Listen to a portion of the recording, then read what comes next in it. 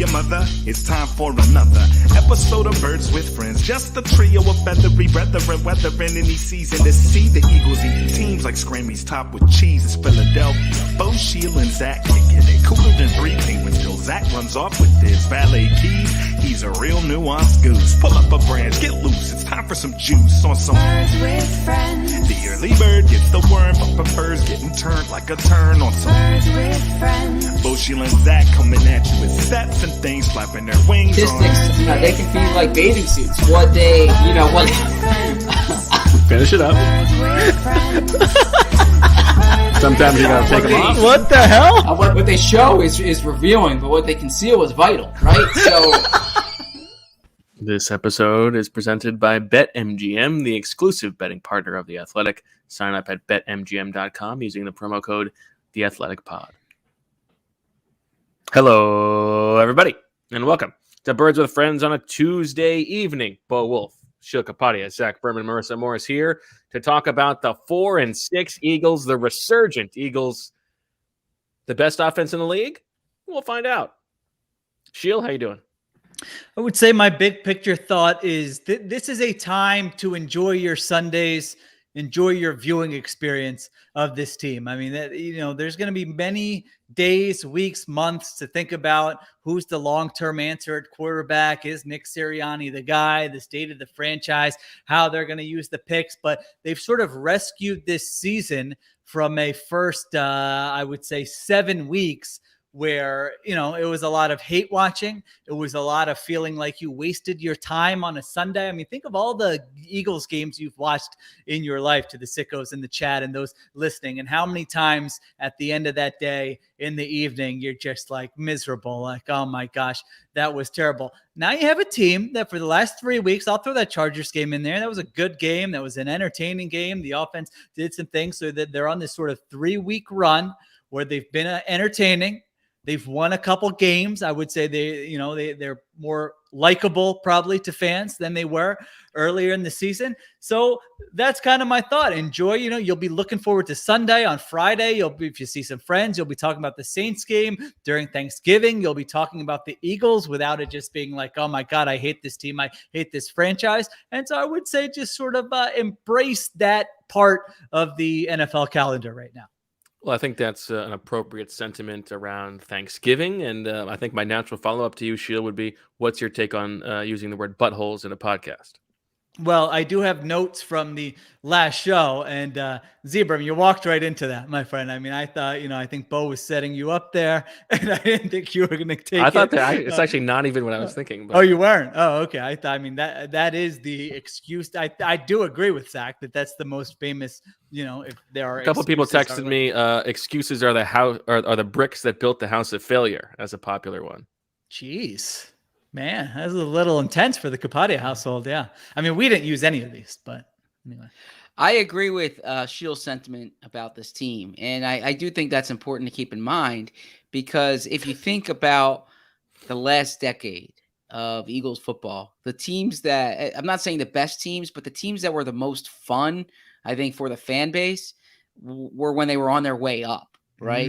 Like coming out of nowhere teams. True. Yeah. The 2013 Eagles, that was a fun team.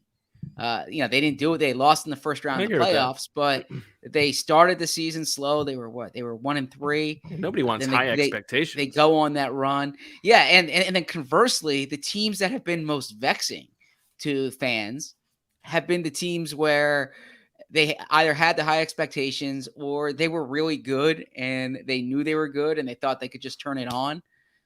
So I'm not saying the Eagles are going to make the playoffs, but they've set you up. And when I say you, I mean our audience here, for 2 months of intriguing football, or a month and a half of intriguing football here. There's the back stretch of the schedule is full of winnable games. If they get some momentum, they have some players that I think are enjoyable to watch or enjoyable to follow. They're fresh stories, fresh faces. So I do think this is going to be an interesting final month and a half here. Even though the offense is overrated. You're right in that It's not only that I totally agree with you, by the way. I mean, those are the best seasons to follow, in my opinion, as a fan. Well, that's why 2017 was like the combination of the two things was unbelievable. Right. They were great and it was unexpected. Yes, that's rare. I mean, I feel like to get both of those is rare. Usually you get the season out of nowhere. It plateaus. You're not winning the championship, but you still can enjoy the experience. And that team, and this one is especially rare because a lot of times that might be with like a young quarterback who you have a lot invested in, and that's not necessarily the case here. You know, maybe you do. Maybe you love Jalen Hurts and you've become a big Jalen Hurts fan, but it's not like every week is sort of, you know, oh man, we used 4 draft picks to get this guy and he just threw 3 interceptions and I can't enjoy anything else because of that. I think that's fair and well said. So in this episode, we will do a little Squall 22, find out what Sheil has to say after watching the film, as it were, grinding the tape. And we'll talk about what else is going on in Eagles world. So why don't we send it on over to the stone cold newsman, Zach Berman, on the scene at the NovaCare complex.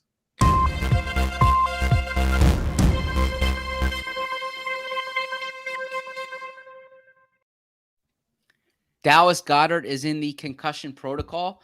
That is the biggest news this week so far. We will monitor his status when the Eagles return to the practice field on Wednesday and leading up to the game against the New Orleans Saints on Sunday. Miles Sanders is eligible to come off injured reserve. Pay attention to what the Eagles do with him, not just in terms of his roster status, but if and when he does return. If it is this weekend, he's going to return at some point, so I shouldn't have said when.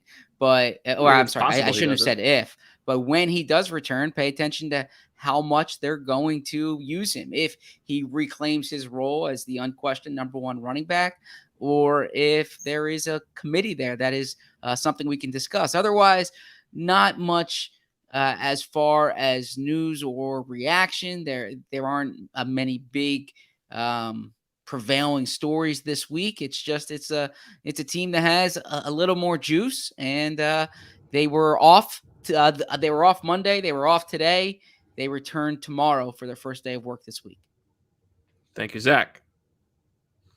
Sheil, what do you think? Why don't we get into the running back conversation? What do you think is going to happen when Miles Sanders comes back? Will they rush him back? Well, one of my notes watching the film is that the offensive linemen loved how Jordan Howard. I mean, after these runs, they'll there was one, I think, in the third quarter where he had a big run and Kelsey's just like going up to him right afterwards, like lifting him up. Link Johnson in this game, all game long. Yeah, he's feeling it. And so I can understand that from an offensive lineman's perspective. You want the run, you feel like you're going to do your job. Don't, if the running back can do more than what's there, that's great, but don't screw it up and get less than what's there. Now that's from their perspective. It is weird. Jordan Howard, I mean, if you just look at when did he join the Eagles? I remember I was in a hotel room in Los Angeles writing a Jordan Howard piece when I was doing that Daniel Jeremiah story. It was March 2019. March 2019. I think it might have been March 26th, but I could be wrong. That is disgusting if that's true. Unbelievable. Why would you know that? How do you know that? For some reason, that date jumps out in my head. Let me see. Eagles. There's got to be more to it than that. Let me see here. Eagles trade for Jordan Howard. If that's March 26th, this is frightening. That was March 28th. Well, I mean, you stink. Out. I mean, You're out. Rest of the pod. Sorry about that. Zach is not going to sleep tonight because he got that wrong. I'm not going to sleep tonight, but not because of that. Well, now we have to ask the follow-up. If we are reporters, why aren't you going to sleep tonight? God, work? There's Kids? Work. No, work and catching up. The Sixers play late tonight, right? The weeks after road games are tough because it's like you lose your Monday, right? And Zach had a late flight in line. You didn't get in until 1 a.m. this morning. I got in at midnight, and I got home at 12:15. 12:30 thereabouts. You're still wired. You're not going to go right to sleep. Never going to happen. Still wired. Little Belichick and I don't say much, but I'll share this because this is relevant to our pod. My ears are You know, my wife remarks how last night when I got home, how happy she is that this is the last road trip, right? And there's no more flights. And there's no more nights away. Everything else is a driving game. And I say, well, until the playoffs.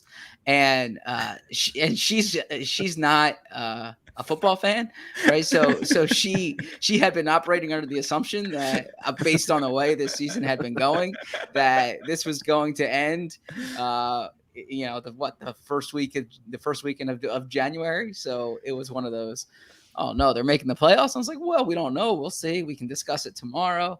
And so, look, it's on the table now, right?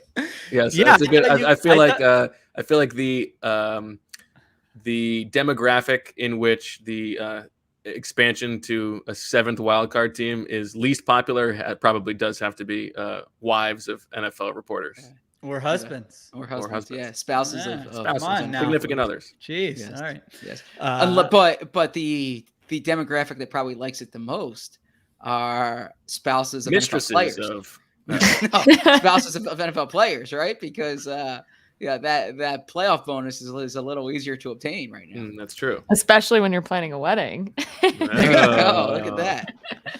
Or a honeymoon. I mean, it is like you look at it like it's not crazy at all. Yeah, I thought you guys, I don't want to say poo-pooed it. I think you caught yourself. But initially, when I'm listening to the end of that pod and you're saying last flight of the year, I was yelling at my phone, not so fast, my friends. Mm-hmm. I think it's like, I think they're listed as like 23% to make the playoffs or something like that. I would nudge it. I would nudge my turkeys a little bit higher than that. Does that factor in? Does that 23%, the playoff probabilities, does that factor in the opponents, or does it just factor in? I think the path to the playoffs. I think I saw that on 538, but it may not have been updated after the game. Okay, it may not have been like adjusted to their new strength of. Gotcha. Because it's not being 4-6 in a wide open NFC East. I'm sorry, in a wide open NFC. That is relevant here as much as it is. All these games are winnable games up really until week 18. And there are two spots where everybody stinks. Like I think the Vikings are. I mean, Sheil can be the expert here, but like the Vikings are a good team at 4-5. Who like if the schedule allows, I think they would probably make one of those spots if they don't combust. But other than that, it's like. Carolina, you're going to believe in the Cam Newton thing. Eagles also have a tiebreaker over them. Like maybe San Francisco after last night makes a run. New Orleans, if the quarterback play can sustain, if their defense carries them, that's possible too. But I mean, and Seattle, maybe Russell Wilson goes on a run, but like none of those teams are playing the Jets and Giants and Washington 5 times in the final 6 weeks. So. 25.2% according to Football Outsiders, and I'm pretty sure that takes into account everything that you mentioned there. So wow, all right, I'd put it at all right. So you're booking your 35%. Playoff tickets. 35. Just throw 10%. All their modeling and the years, decades really worth of work they put into coming up with that number, and you say just bump it up 10. Give it the Bo Wulf bump. 35%. I thought about it. All right. I'm giving that's called the Emily Berman bump. That's the just because she doesn't want it to happen. It's 10%. I don't want to say she. I mean, she's not like a spoil sport. It's not that she doesn't. No, she's not rooting against it, but it's not something that was factored into her schedule making. She prefer if they won the division and it was a home game, right? Right. So, 2017 was good. Yeah, exactly. Nothing but home games. Now, their remaining schedule is 24th, according to Football Outsider. So that's surprising. Not quite the easiest in the NFL, but easier than normal. You want to bump that down to like 29 Well, now? that's why they're wrong. That's why they're at 25 instead of 35. To answer your question, I mean, if Miles Sanders is healthy, he should play. I don't know that he's going to, it might be more of a running back by committee than it was previously. I think that would make sense. I would want Jordan Howard in there in like short yardage, maybe in red zone situations. I feel like you're avoiding those negative plays with him. But at the same time, the run game has changed since earlier in the season. They go to it more. It's better. It's more efficient. It's more diverse. And so there is a scenario where Miles Sanders comes in and some of these 14, 15-yard runs are turning into 40 and 50-yard runs. So he's the most talented guy. I understand the knock on him with not always going where the play is supposed to be and taking on some negative runs. But if you're giving me the payoff of the home runs, then I will live with that. Michael Lopez from the NFL had tweeted out earlier today about the variance of running backs in the league.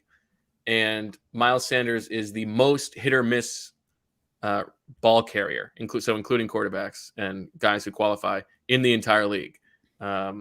In terms of getting what is there, getting less than it and also getting much more than it. So it's not like if it's all Miles Sanders, which I don't think it will be. And this is sort of a straw man argument, but like, it's not going to be like, as you said, 15 play sustained drives of, 4 yards, 3 yards. It's going to be a couple big runs and he's going to have some negative runs too. It's, it's not really the way they've been playing, but I don't think that means you don't insert him into the offense. I'm not trying to, but I do think. Sorry, go ahead. No, I'm sorry. You finish. I was just gonna say I don't think you play Miles Sanders, but I do think the past 3 weeks has been a good example of why you don't pay Miles Sanders. Well, so we can get to that in a moment, or we can probably get to that in a year and a half too. But that's why you should have traded Miles Sanders when I said they should have. But I don't mean to pat myself on the back here or knock you. But be good. Like this already. You're at the roster cut down when I was saying they should keep Jordan Howard on this team. I was right. Like so outspoken that there was no reason for them to keep Jordan Howard on this team. And I was correct. I was right. It wasn't an argument. I have a list of things here to go over. You guys. It wasn't an argument based on Jordan Howard's skill. It was an argument based on the league's valuation of him. He was cut by the Dolphins last year, and the Eagles signed him for nothing in the offseason. So there was no concern that they were going to lose him if they cut him. And that's exactly what happened. They were able to keep him on the practice squad for like 7-8 weeks. Sure. And then they were able to bring him up when they needed him. I was absolutely correct. So the counter to that is he should have been on this team all along, and he should have been used all along because I think he provides real tangible value. And I've said that, and you can say that I'm pro Jordan Howard. I've written quite a bit about him since 2019. There's something to be said about someone who can get positive yards. And I know there are deficiencies in his game, and I know there are things he doesn't do. You can't tell me that they wouldn't have been a better football team on September 14th if Jordan Howard was on the team than without Jordan Howard on the team. Well, the way they played in the beginning of the season, they didn't need Jordan Howard. I mean, Boston Scott was on the roster, and he didn't play an offensive snap until week 7. So what was Jordan Howard going to do besides just sit on his ass? Well, that's why they didn't keep him, right? Okay. Because they weren't going to run the ball. The argument's that they should have played him, not that they should have kept him. So, but you need to have him on the team in order to play him. So they didn't have the option to. They did exactly what they needed to do. They kept him around. Listen, I don't mean to make extra work for you, but we're going to edit all this out, right? I mean, if the sickos want to hear it, that's one thing. If you're subscribing to the podcast, trying to get some juice about this team on a midweek as they make this playoff push, and you don't want to be privy to the Jordan Howard discussion, then we should just give them. Maybe we can do 2 different episodes. I've been wrong about a lot of things. This is not one of them. Well, listen, do this as a back and forth on The Athletic, okay? You can. I don't know. The chat's pretty divided too. Also, Sheil started the Jordan Howard conversation, right? You literally said how excited the offensive linemen were when Jordan Howard ran the ball. Bo asked about it. I wasn't going back to August or whatever. Zach led with it in his news broadcast. So, all right. So some numbers about what we were talking about. Miles Sanders, 16% of his rushes have gone for 0 or negative yards. It's only about 7% with Jordan Howard. So your eyes are not deceiving you. What we're talking about, that's absolutely absolutely true there. So, I mean, I don't know. It's not that interesting to me, the running back discussion. I mean, they're not going to just bench him. It's not like they're going to just bench Miles Sanders. He's going to play, and then they'll figure it out. They've got his picture up in the practice bubble. They can't just bench him. So give me just 30 quick seconds here. All right, go ahead. I won't interrupt. 30 quick seconds. Finish closing arguments. No. This isn't closing arguments. 30 seconds, as long as it takes Jordan Howard to run a little Jordan Howard background here, because I do try to humanize these guys. Okay. We spoke during the offseason when they signed Jordan Howard. There was literally no market for him. He thought that his playing career might be finished, right? No team was calling. Let's cut that out. There was literally no market for him, just as the final answer to this argument. He thought that he did everything he needed to do to make the team during the preseason, did not make it. And so he said he had some rough days there earlier in the year, especially Sundays when he's sitting at home. And this is something I imagine Marissa can understand, right? When a player feels like they're doing everything they can and just needs that chance, and finally comes up. But he turned 27, I think a week and a half ago or 2 weeks ago. And he's one of these players, because he was a prominent player as a rookie, that people think he's been around for so long, right? And teammates were surprised that he was 27. They thought he was like 30. And I think he made the joke that, a 27-year-old running back might as well be 30, because that's old in running back years. But he doesn't have a lot of tread on his tires from the past year and a half. And the Eagles are certainly using him here. Well, I think you are right that I mean, Jordan Howard himself deserves a ton of credit. He's been very good, and he deserves credit for being very good. It is weird. He's been so much better with the Eagles than, I mean, even when they traded for him from the Bears. He was the worst running back in the league for the Dolphins. Yeah, I'm pretty sure I was pretty critical of that. Although they didn't give up much, right? What was last year or no, the first time? The first round pick. He gave him a sixth. Yeah, so it was low risk. Sixth or fifth. It might have been conditional, and then nice deal from Miami. I mean, it was a crazy signing by the Dolphins, so at least he got some cash, some money out of that, and now he gets to extend his career here. All right, Sheil, do you want to get to why don't we get to the rest of your offensive notes from the Squall 22? Well, I don't want to get accused of using the fancy what did you call them, Zach? Abbreviations or what? Acronyms. Okay. Tell me how many points they scored. But eighth in offensive DVOA. Eighth.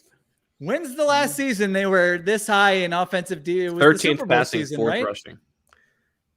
I mean, this late into the season, they were never this high. Were they that high in 18? I don't think they were this high in 18. Okay. It's incredible. 18, the defense had problems, but the offense was playing well. Yeah, I think they were in the 11, 12 range. I mean, they had some luck go their way. I could be wrong. Maybe they were better and came back. But 8th in offensive DVOA, 10th in EPA per drive. You read the stats post-game about what they've done in the last 3 weeks. And I mean, Jalen Hurts, I thought that the second half stuff was a lot of nonsense after reviewing the game on film, not just watching it live. But I mean, they had 3 real possessions. They scored on one of them, and that was a possession where Nate Herbig had a bad snap in the red zone.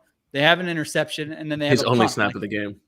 Yeah, I mean, it's a very small sample. The last 2 drives, they were just running the ball into 8-man boxes, and the game was over. So I don't really read too much into that. I thought Jalen Hurts, the play you guys mentioned in the post-game pod, absolutely stood out, where he's keeping his eyes downfield. He's not just scrambling and crossing the line of scrimmage to run, and he's finding Dallas Goedert. That was a very nice throw with Goedert on the move. The throw to Quez Watkins that might have been his best throw of the year. I mean, that is a dime right in his hands.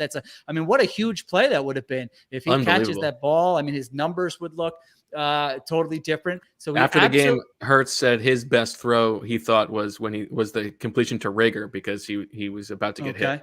Okay, that was a nice comeback. Yeah, right on the left side there by Rager. So he played well, and the running game continues to be really good. The offensive line, I'm not an O-line guru. Maybe I should send the film to Marissa and see if she agrees with this or not. But so Michael was actually just watching because he's, preparing for the Lions, and he was saying how much of a joy it is watching Jason Kelce Oh, yeah. wow. So, Look at that. Look yeah. at that inside. He's been impressed Nice. too. Yeah.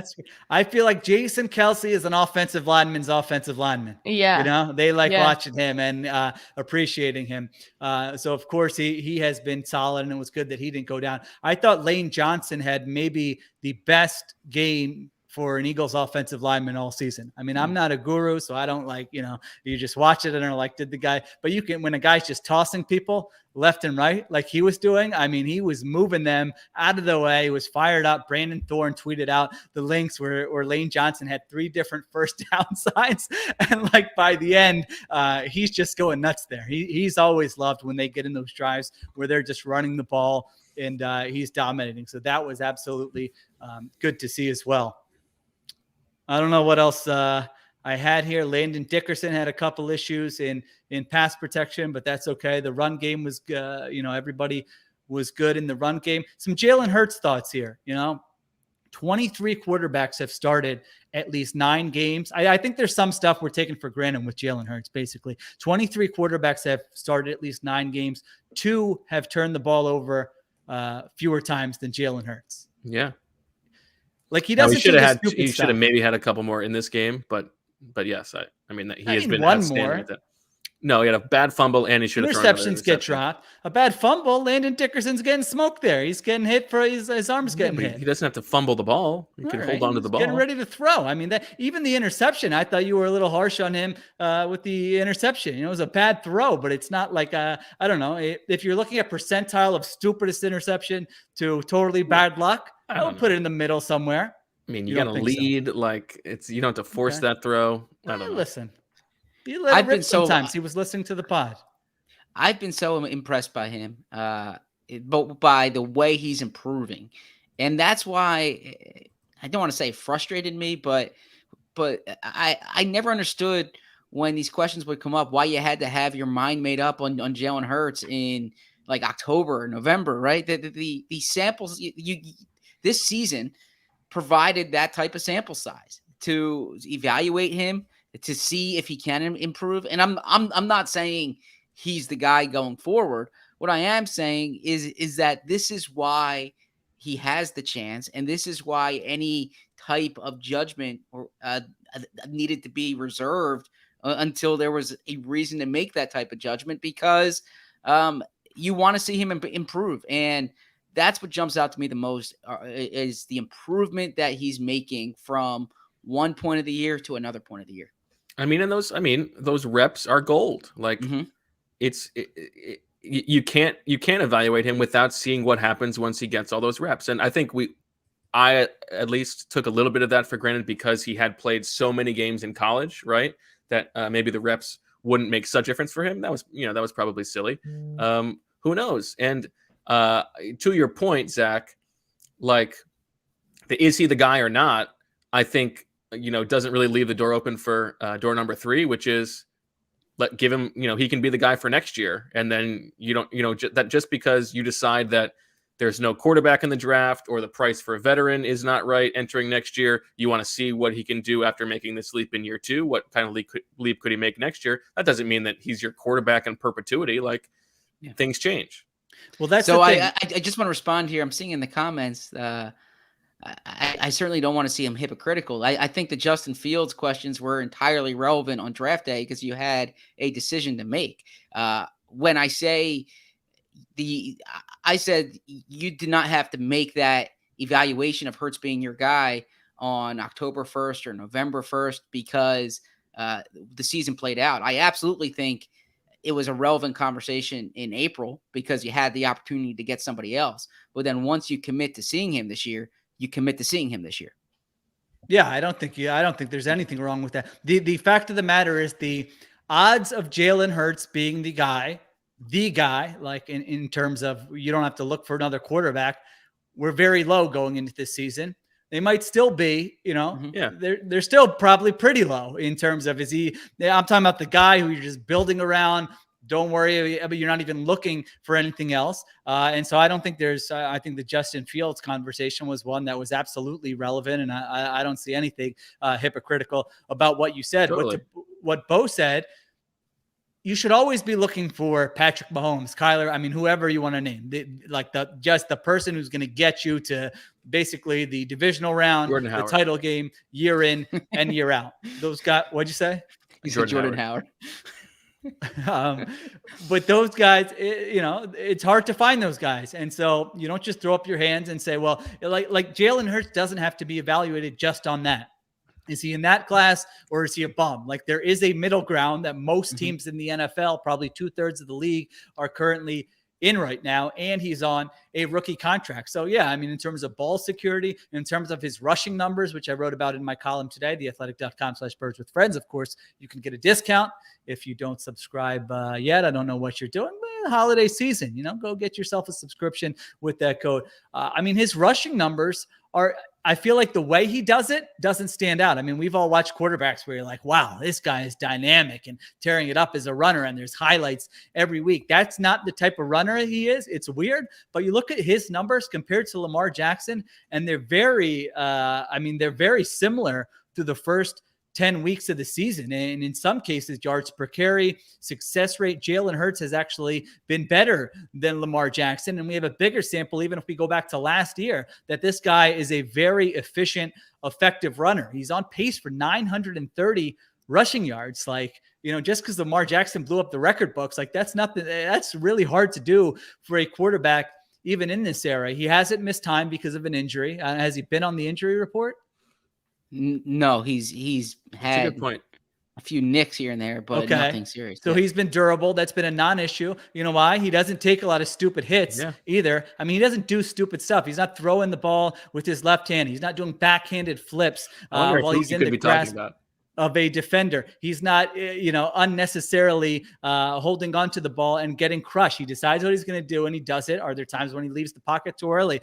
Yeah, all right, that's an issue, but I would rather have the quarterback be on the field than the alternative. Completion percentage above expectation. He's middle of the pack. I mean, he's ahead of Tom Brady, Matthew Stafford, Patrick Mahomes. So those are some of the things that I think that also has to do with the type of throws he's making as well. Well, that takes that into account. Okay. Yeah, that's the next gen stats one where, I mean, it's not perfect. I'm not going to say that. And drops it doesn't account for drops. But yeah, if you're attempting deeper passes, it looks at the probability based on where the defender is, how much pressure you're under. So I'm not saying he has better accuracy than those guys overall. No one's saying that. But if you're talking about a baseline of being accurate, really last game was, the best I think we've seen him in that respect. He's probably hit that as well. So I don't know if he's the guy, but I do think there are some things that kind of get overlooked when you're just saying, well, all right, he's not Patrick Mahomes, Kyler Murray, Justin Herbert, Dak Prescott. I mean, whoever else you want to put in that conversation. There are things he's doing that, there's probably 10, 12, 14 starters in the league. You can't count on them the way you can with him. And specifically now when they've catered the offense more to his strength, I mean, he's still playing behind two backup offensive linemen. Right. In terms of what you're saying, Dickerson does. I mean, he's a second round pick. So is second round pick rookie. He has issues. He's their worst guy in pass protection. Okay. His sack rate's up 5%. Jalen Hurts. I mean, all these guys who scramble and run, their sack rates are way higher than that usually. He's not taking. I was only taking issue with calling Dickerson a backup. Man, unbelievable. Get the hell out of here. That's a good point. Good point by you. It is. You're right. He has eliminated so many negative plays and so many of the frustrating drive killing negatives that we saw the past couple seasons.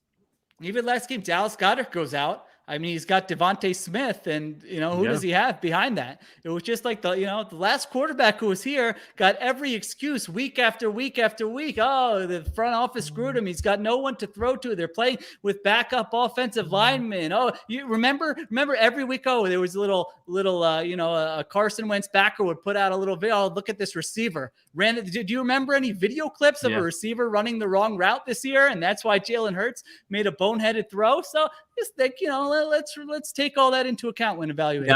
Now, just to play devil's advocate, I think the most meaningful thing working against Jalen Hurts is the franchise's lack of support, not public support, but it seems to me everything they've done that they are not behind him, they are not sold on him, and that is worthwhile signal at least entering. They had a year with him, so not that they shouldn't always be evaluating and looking for the Mahomes type, but they are, I think, have signaled at every turn that they are very unsold on Jalen Hurts. Yeah, I just look at it and the other part too is they needed to adjust the way they played offense to try to maximize him, which isn't necessarily still so confounding. Like, we all said it from the beginning of the year that this is the way that they needed to play. That story. Like, why did it take so long? Because I do think there was this push pull between the way they wanted to play and the way they realized they needed to play, and perhaps they thought this wasn't sustainable, and perhaps this isn't sustainable. But there's I'm not comparing them, but I'm just saying there's almost like this Nick Foles element to Hurts, where you're gonna get some ugly games, you're gonna get some ugly plays in there, but you're also gonna get some high points, Mr. High Variance. See, I feel like it's different with him.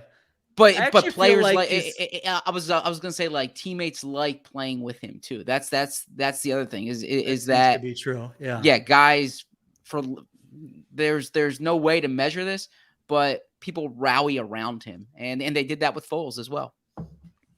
Yeah, I mean, I think the most likely.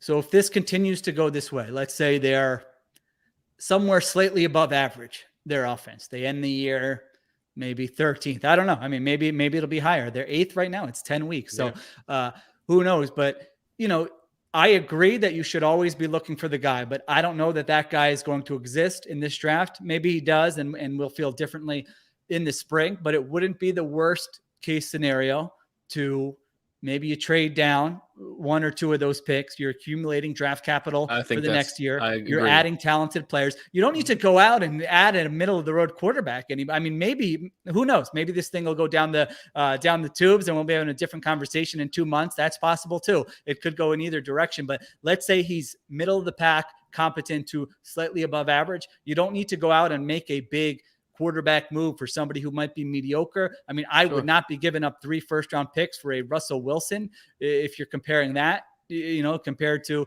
what Hurts is now. Maybe others would feel differently. Really? To me, that would be much. I think riskier. That is. I do think that is how he's like white whale. Like, could be reversing the miss on Russell Wilson from that draft. I feel like that is the guy he wants. We'll see. He's also a special player too. Well, here's the thing, it's not just rectifying a previous mistake. It's like he's a Super Bowl winning quarterback. He's also so is Joe Flacco. I mean, they should win. The Eagles, I've been very critical of them. They should win like a Sloan Analytics Award for getting a draft pick. Joe Flacco can't even dress. I guess he dressed last week. He came in, he played. What are the Jets thinking with that? I mean, why didn't he dress? Weren't there rumors he didn't want to play or something? He played in the last game. Oh, he played. Oh, see, I didn't even came watch in that in the end of that game. Yeah, with the Mike Wilson. Oh, I'm sorry, the Mike White 4 interception game. So bad. Yeah. Finally, after a couple.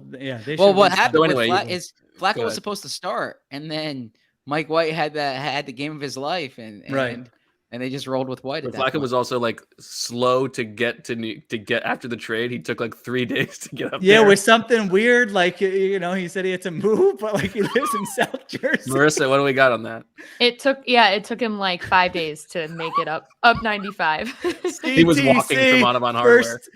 First team CTC quarterback. He did have a touchdown this past weekend. So. Oh my gosh! See, when I'm scrolling through the games, if it gets to blowout territory, I don't keep going. So all right, I totally missed that. All right. Anyway, but Zach, so you would give up all 3 first-round picks. Let's say they all come in, you'd give them up for Russell Wilson. I don't know. It's hard to say at this point. But if that came up this offseason, let's say none of them were in the top 5. I'd probably do 2. I would do 2. I mean, who are you bidding against that is giving up 3 picks, right? So I would probably consider that. But yeah, I would look.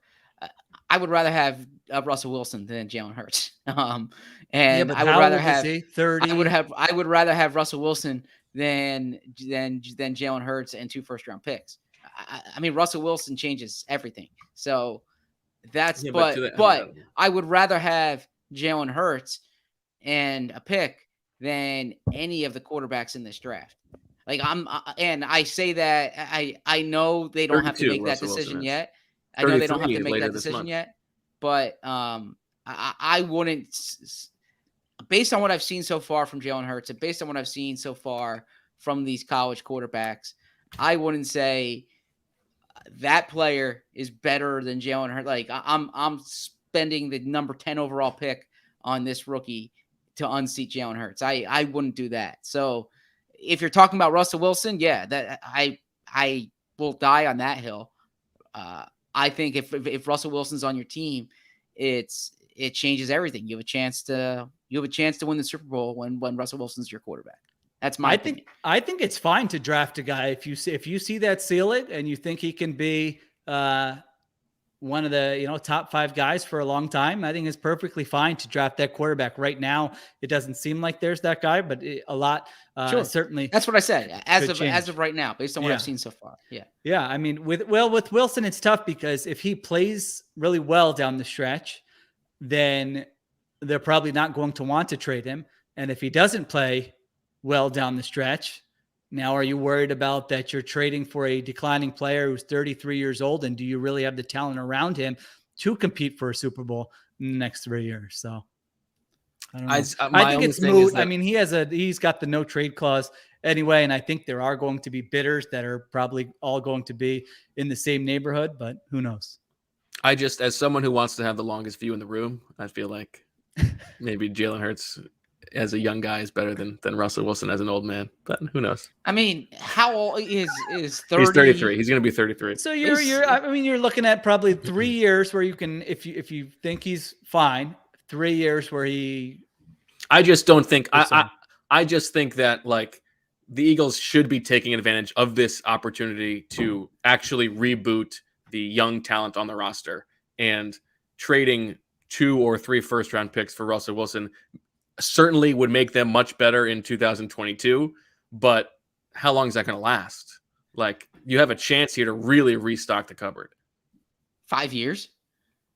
I mean, with the rest of the roster, though? Like, Russell Wilson has never missed a game until this season. Well, until the season, maybe now. He's won, I think, 100 of 150 maybe starts. Now he's Mr.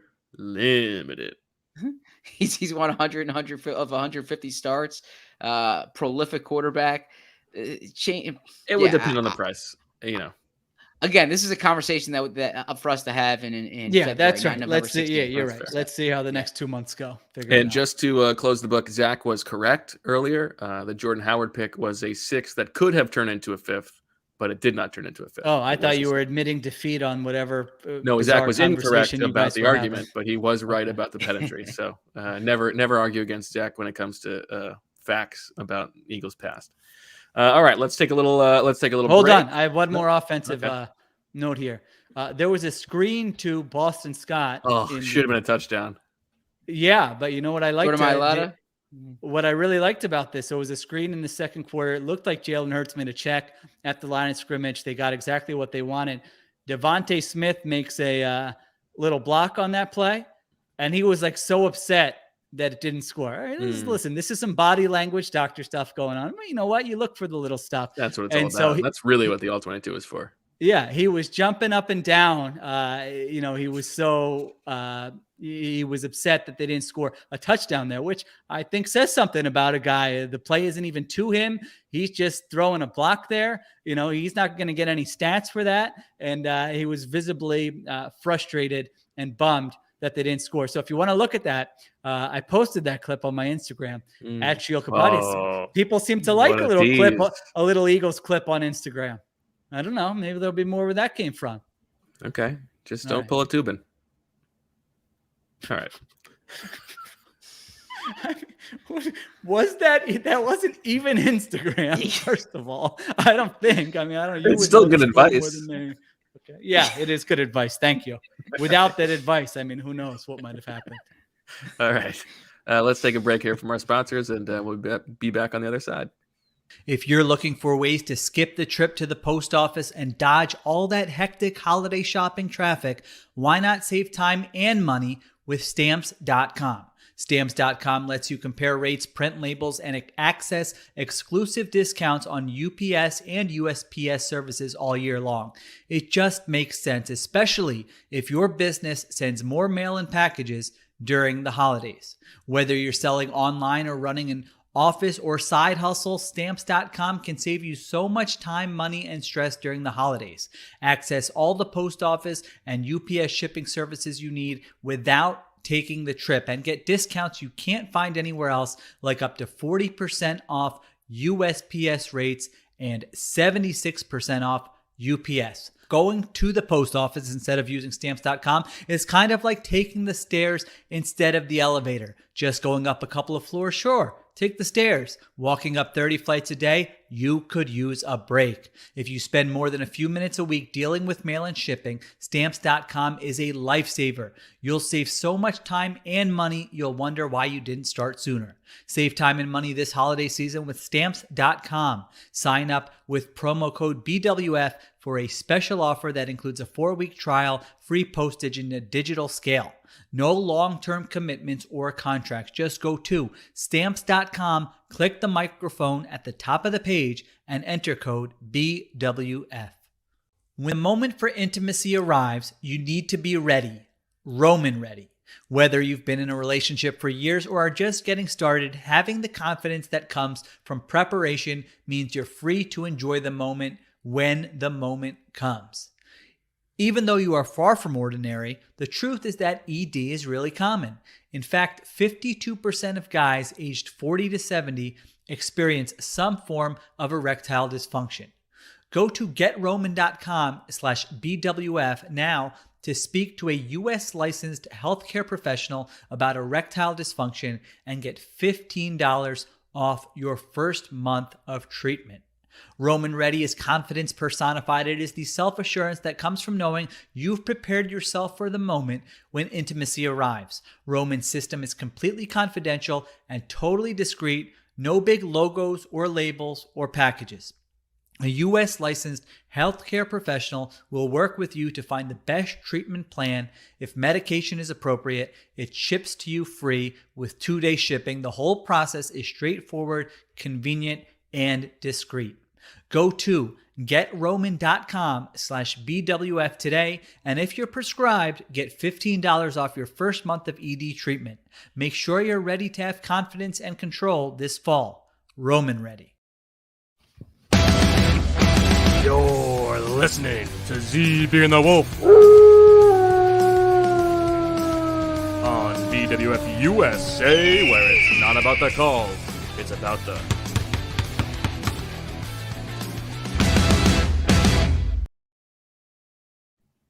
All right, welcome back to ZB and the Wolf, the show that makes you go, "Ahoo!"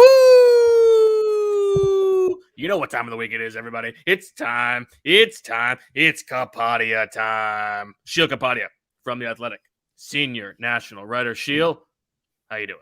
I'm glad you got senior in there. You forgot that last time, and I was threatening to not come back again. So good job by you, Wolfman. No problem. We know you're old. Glad to have it on the record. Okay. Sheila, I want to talk to you about these Green Bay Packers.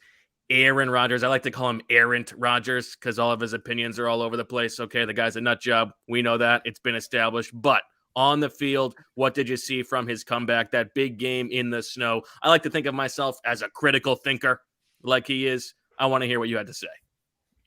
Yeah, I thought their offense was pretty terrible in that game. I mean, they did nothing. It was a 3-0 game deep into the second half. It was a boring game. We thought that was going to be a fun matchup. Russell Wilson returns, Aaron Rodgers comes back, shootout, and it wasn't that at all. Really, the story with the Packers has been their defense. All these years, they've had a great offense, and their defense couldn't get it together under Mike Pettin. They switched defensive coordinators. They go from Mike Pettin to Joe Barry. They've had injuries. Adarius Smith has been out, Jair Alexander. I mean, these are all pro-type players, and their defense has still performed at a high level. One of your old friends, by the way, Rasul Douglas, getting a lot of play for that Packers defense. So we'll see. They're in a good spot in the NFC. I think their offense has been a little bit uneven this year. It hasn't been as good as it was last year. So they're definitely going to be in the mix, but I would say I would, probably have 2-3 teams ahead of them in my pecking order in terms of who's going to get to the Super Bowl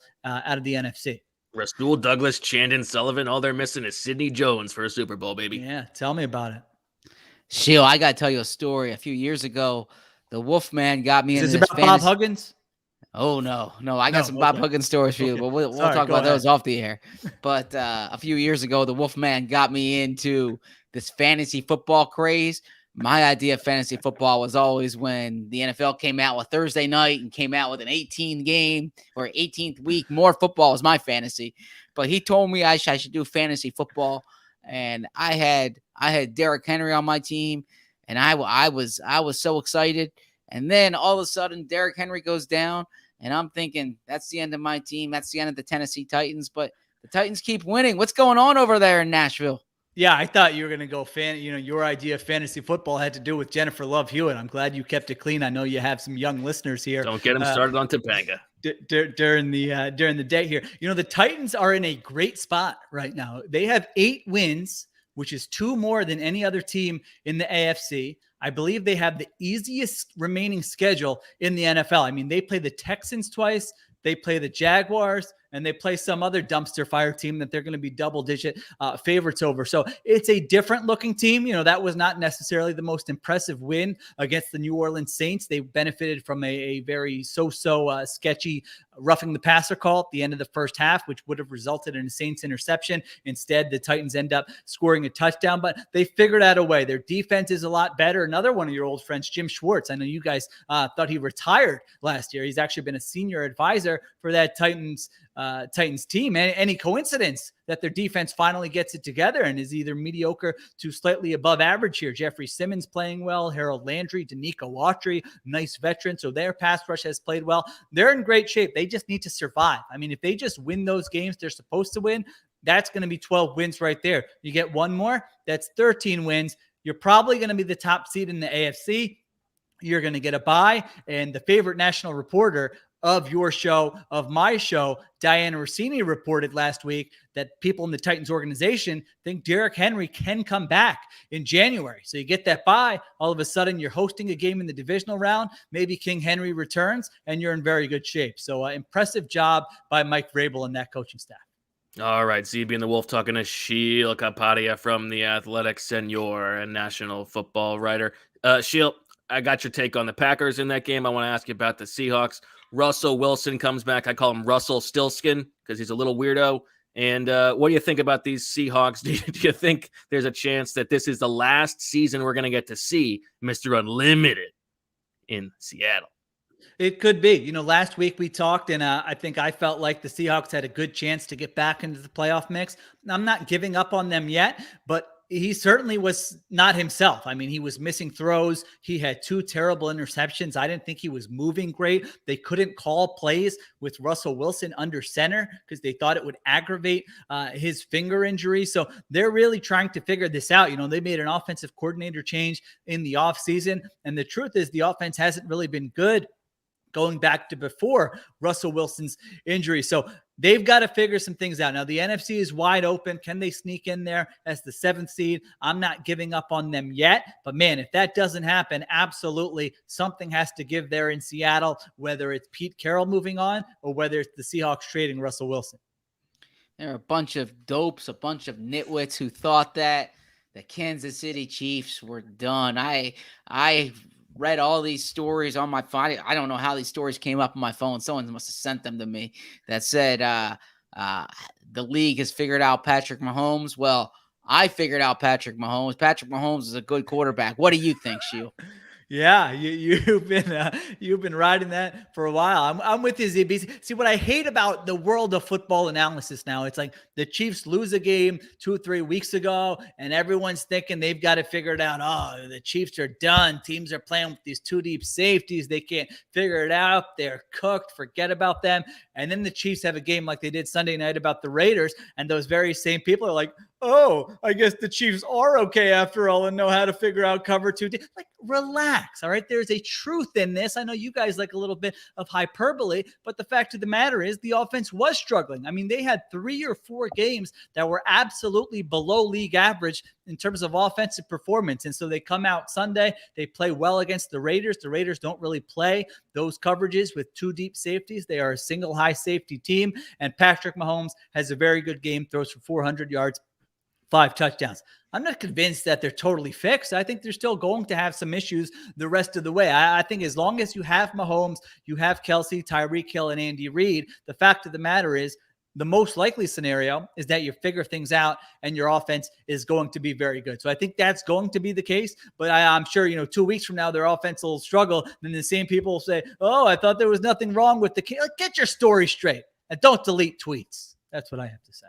But do follow me on Instagram at Sheil Kapadia. All right, enough of that. So, ZB doesn't read stuff on his phone, but I do see him every morning I come in. He's always the first guy in the office, and he's sitting there reading this book about the Patriots dynasty. That's all he does. It's taken him like 3 months to get through it. I mean, he must read very slowly, but I do got to say, the Patriots, a pretty impressive win against the Cleveland Browns. Mac Jones, I call him Snack Jones. You know what I'm saying? Do you think he would be the number 1 quarterback from this draft, redrafted? And can the Patriots make the Super Bowl against Tom Brady? Good question. Would he be? I don't think he would be. No, I think you have to look at the situation he was put into, obviously, with a very good coaching staff, specifically the head coach, and a very good offensive line. I think we were talking off air last week before I came on, and I said I thought the Patriots were a little overrated. Well, I'm glad I didn't go to air with that take, because they come out and they have one of the most complete performances by any team we've seen all season. I mean, they had the ball 8 possessions. They score on 7 of them, 6 touchdowns, 1 field goal, 3 drives of 90 yards or more. And I will give Mac Jones credit. Certainly they mixed some stuff in there, some end arounds, some screens. They help him out. But he had like 3 or 4 throws in this game that I had not seen from him previously this season. So he definitely did a fantastic job in that game. The Patriots are better than I thought they were going to be. Offensively, I still want to see it more on a week-to-week basis. I think they're a bit limited with their weapons, but Mac Jones has played well. I still think you have to look at the situation. If one of these other quarterbacks were in that situation, who knows, they might be playing a lot better. I mean, think of Trevor Lawrence. Is he just watching that go, man, I should have tanked my senior season. Maybe I could have dropped down. I wouldn't be in Jacksonville. Could have gone to a better situation. Who knows? It's possible. Yeah, anything left for this guy, Zach? ZB? Here's my comp for Mac Jones, but I haven't taken this anywhere else. You guys pay me nothing. You give me Wawa gift cards, but I'm going to give you. I think the comp for him is one of your favorites. I think he can be a better version of Kirk Cousins. That's who he reminds me of. Now you might say, Kirk Cousins, that's it. Come on, man. I mean, Kirk Cousins has made a lot of money. He's put together some strong statistical seasons. He's probably never been with a coaching staff that's as good as what they have in New England. So he sort of reminds me of Cousins a little bit. He's accurate. He kind of hangs in there in the pocket. He's not athletic. He's not going to make plays out of structure, but I feel like they're sort of similar style-wise. All right. Well, Mr. Kapadia, as always, a pleasure to hear your words. We'll talk to you next week. Thanks for listening, and we'll be back on the other side. Aubrey Huff stops by to talk some truth. We'll talk to you then. After years of fine print contracts and getting ripped off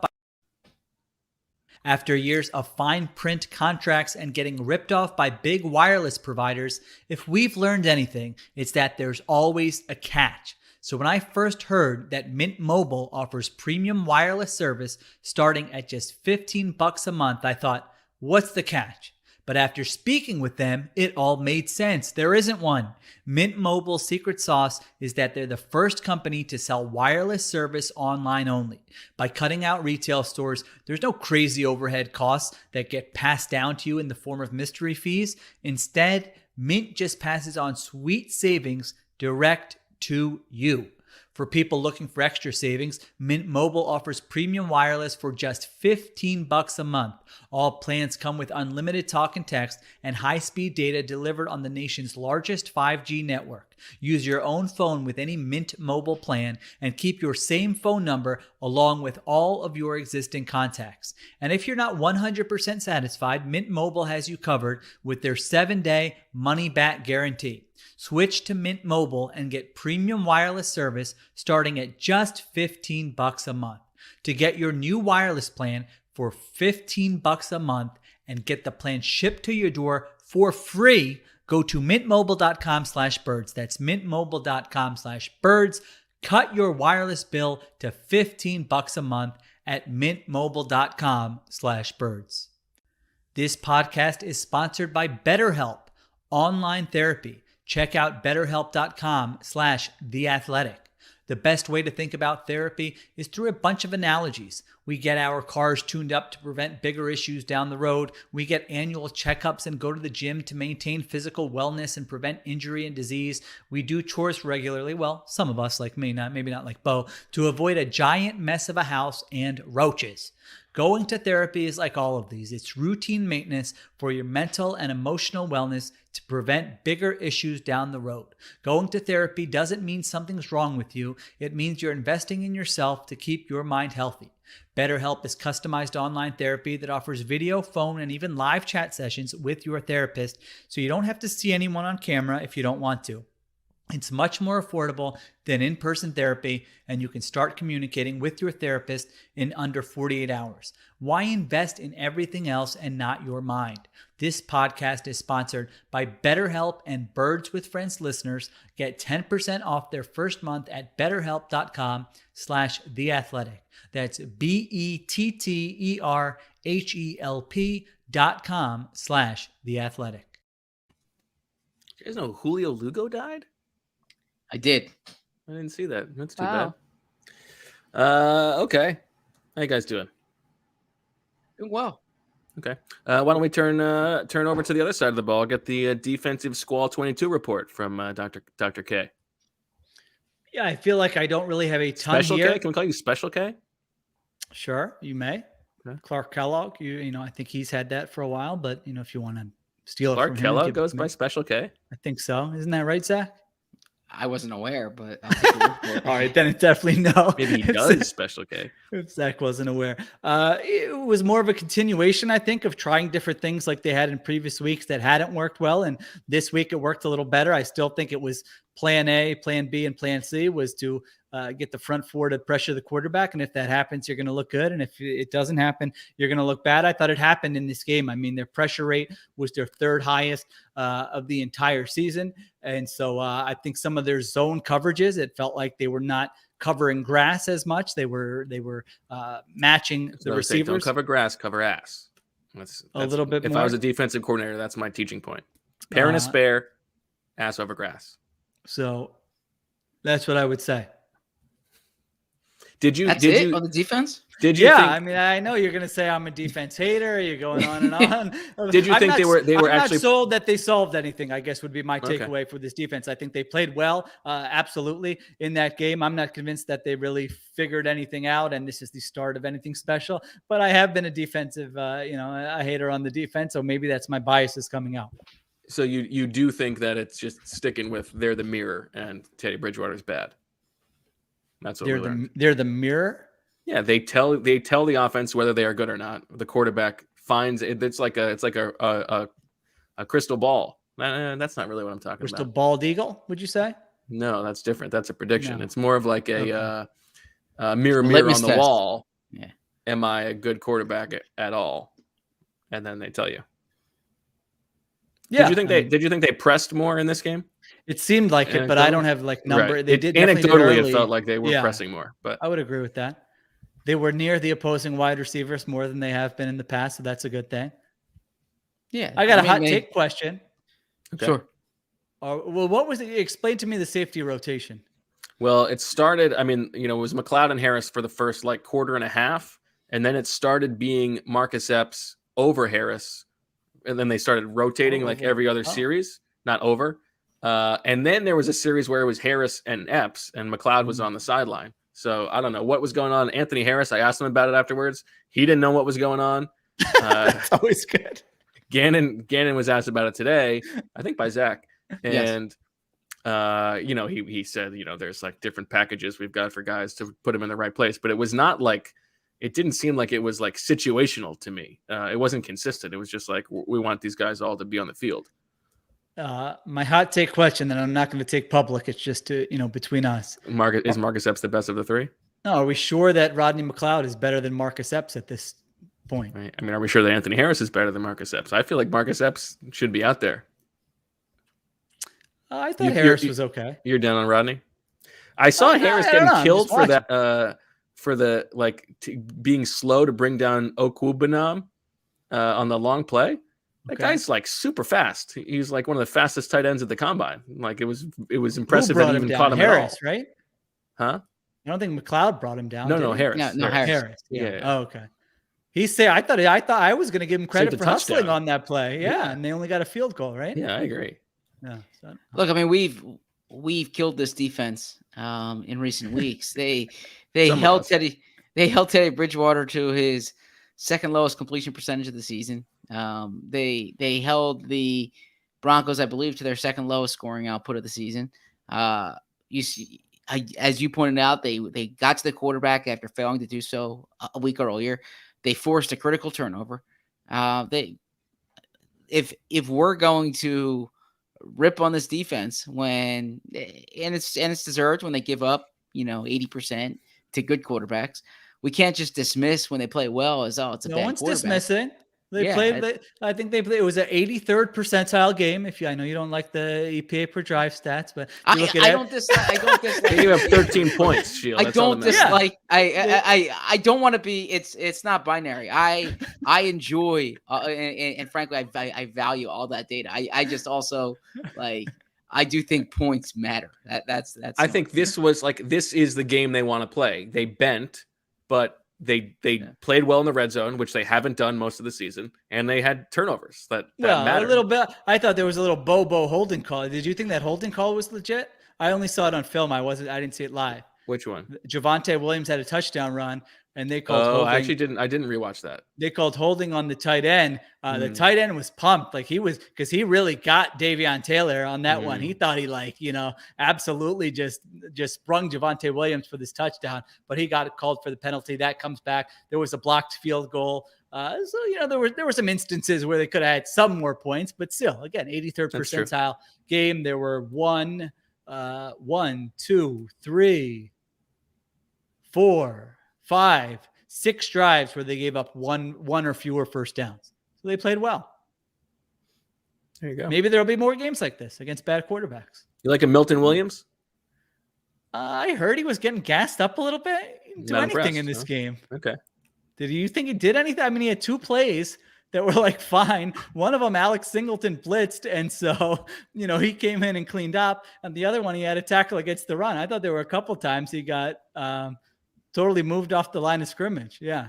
I mean, to answer your question, I do like a Milton Williams. Yes. I thought he played really well a couple of weeks ago. We talked about him here. I did not think this was a game where Milton Williams stood out to me, but maybe I missed something that you saw. Well, there was one thing that stood out to me, and I sort of watched this play several times.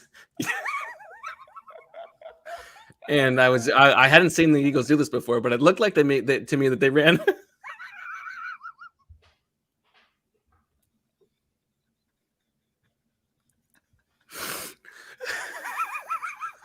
I'm not in on this joke here. Me either, Zach. Okay. They ran what? For 4 people. Looked like they ran a cover 2 buster. I don't know what that is. Do you know what that is? No. Cover 2 buster. You know cover 2 buster? Oh, I guess I know a little more than you do. Okay. Sorry, Zach.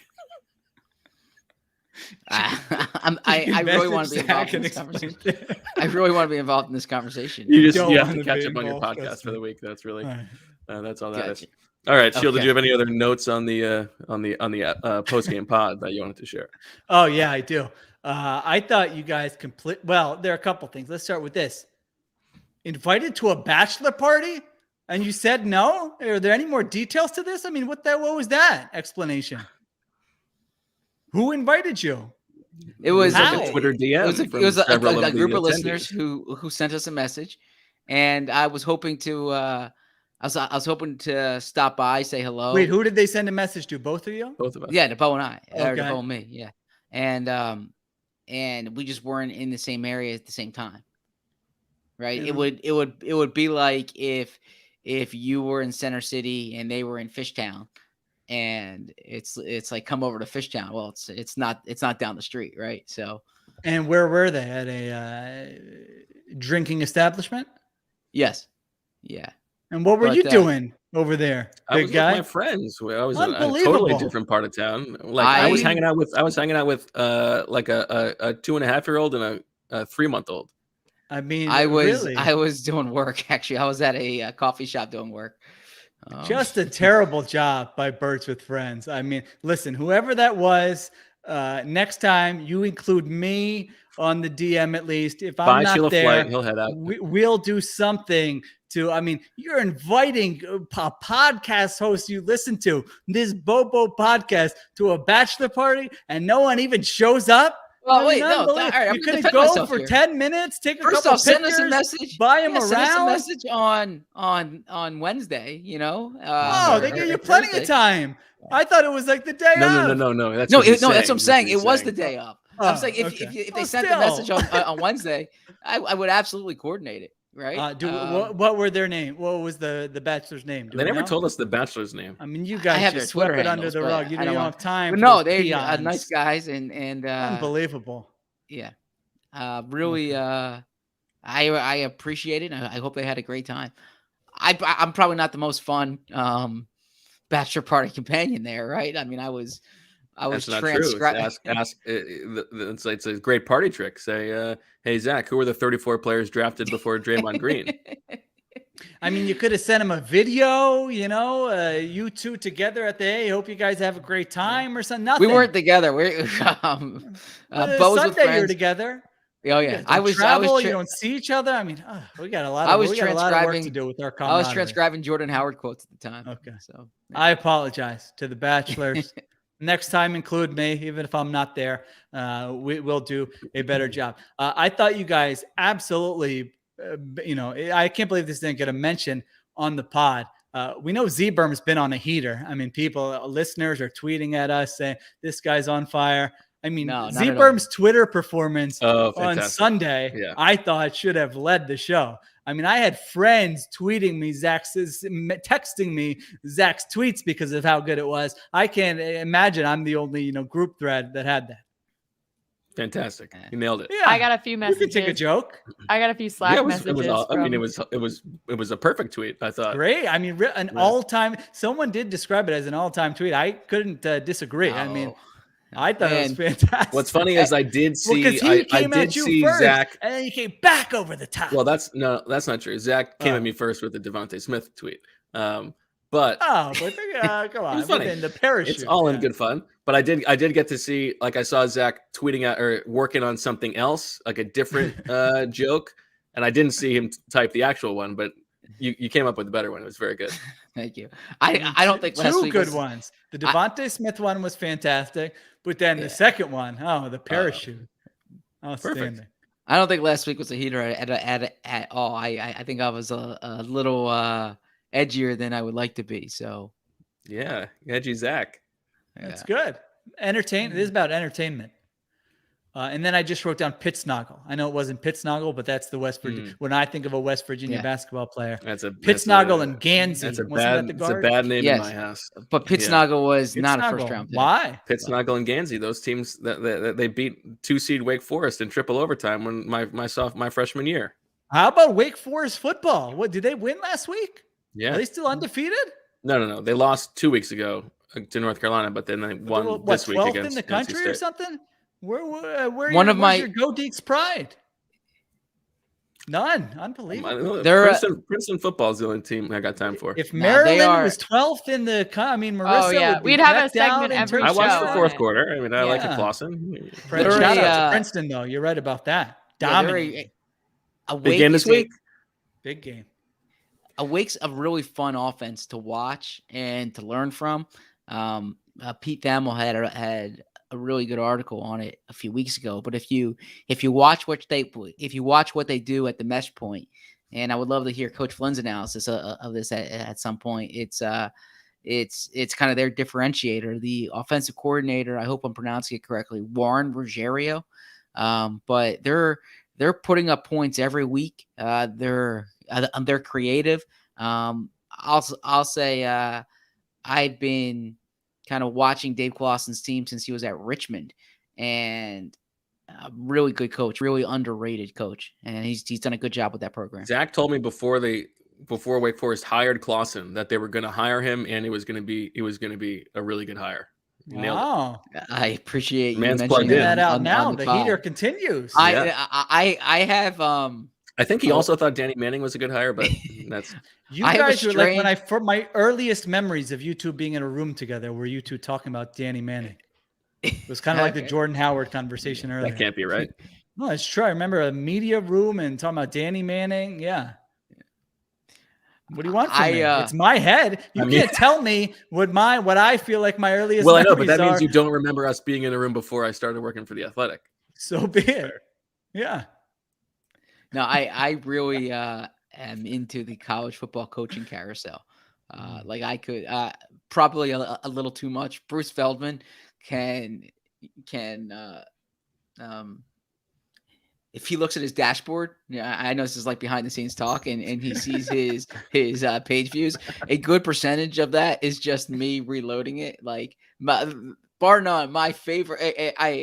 I love when I shouldn't say this. This is gonna come out bad. But when a coach is fired in college football and Bruce Feldman comes out like an hour later with the candidates for the job, I'm a sucker for every one of them. So I see Taylor Harper saying who's next for Virginia Tech. That's an interesting one. Who do I think it's going to be? I think they'll look at Jamie Chadwell. Who would I look at? Who is that? I would really look at Charles Huff. Charles Huff is the coach at Marshall, first year coach at Marshall. I think he's like they're 5-4 Marshall, 5-4, 6-4. But he used to be on Alabama staff, used to be on Penn State staff. He would do a real good job recruiting the state of Virginia. Chadwell is the coach at Coastal Carolina. Has an impressive offense, and then you'll hear some other names there, but those are guys I would look at for Valtech Tower. I think this is like the most incredible thing about you of all the incredible things is what the depth of your college football coaching staff knowledge.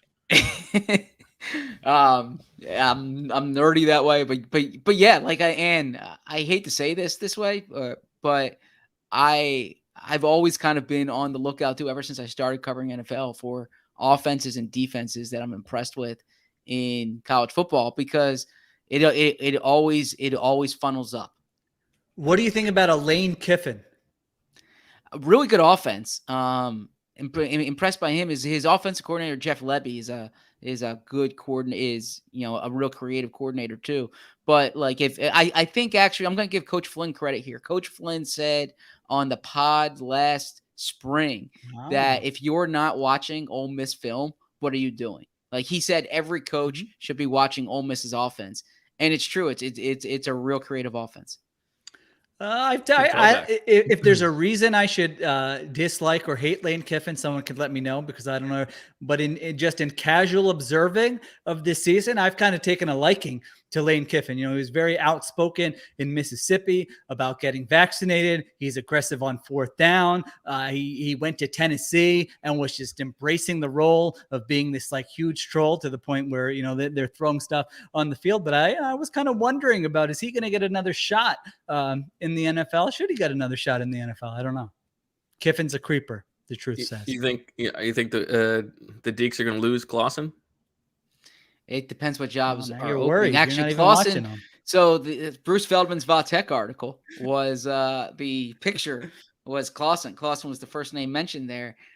I don't know if Dave Clawson should. Yeah, that seems. Now I'm very happy I appreciate that, Tower. Very, very happy covering the Eagles. Very happy covering the Eagles. But if they called tomorrow and said, we saw that segment and we have an opening, what would you say? No, I'd say I'm very happy covering the Eagles, but I'd say I'd be happy to contribute. Like, what if they say they double your salary? It's a very classic Zach answer. I don't want the new job. I want to do the work of two jobs, please.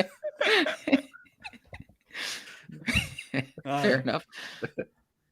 I would watch Clawson for like a Northeast, if a Northeast job opens up, that'd be Penn interesting. State, you're thinking.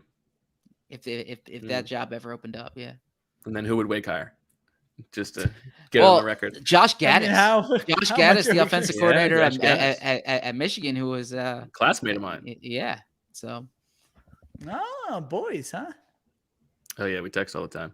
Okay. All right. Well, that was a fun last segment. It's good. Should Good we? stuff. We might have to. That might have to be a recurring segment. That was good. I think so. Get us up Every to time speed about a. every about time a college, job opens, you ask me who I would hire for that. Like I could do that. like a I college could tell football you. minute with Zach Berman. Yeah. How about that Yeah. every week? I tune into that.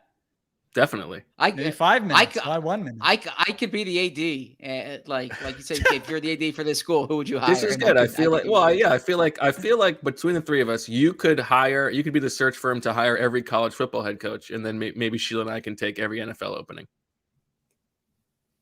I don't want. I more wouldn't work. mind the NFL openings too, though. But yeah. Yeah. So, I'm now my new hope is that a college coach gets fired in the middle of a live episode, so that we can then ask you immediately. no, but you who's don't gonna want get the to job. look. You don't want to. There was a prominent NFL reporter one time who was on TV, and he got the text that the coach got fired, and he was like too excited about it, and because he was Important that you breaking won't the say who news, it is, even though and then we he know had who it is. to he had to restrain himself and say, you have to remember these guys have families. Some of them I are don't wanna your, sell- are your Mr. Editors. What's that? I'm sorry, I missed. Some of the people getting fired could be, seen as editors. What was I going to say? Oh, well, I mean, you don't wish it on everybody, but you wish it on an Adazio. I was gonna go actually. I did not have Oh a my car. gosh, how are we still going? I did not have a Go ahead. car in Denver, but if I did, I was actually considering renting a car and going to that Colorado State Air Force game up in Fort Collins the other night. That I was would have like gone with 5 you just to o'clock make there. a sign, just to make an anti-Adazio sign. What did it Air say? Force won that game. by the Is he way. fired?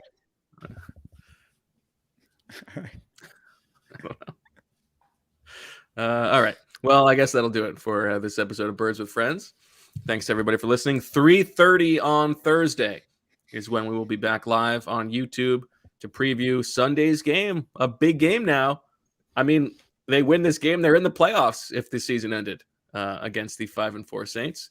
So stay tuned for that. Make sure you follow Sheil on Instagram. If you don't subscribe to The Athletic yet, you can do so at theathletic.com/birdswithfriends. And, thank Marissa for making this whole thing run. For Zach, Marissa, and Sheil, and Bo, and Elijah. And as always, we love you.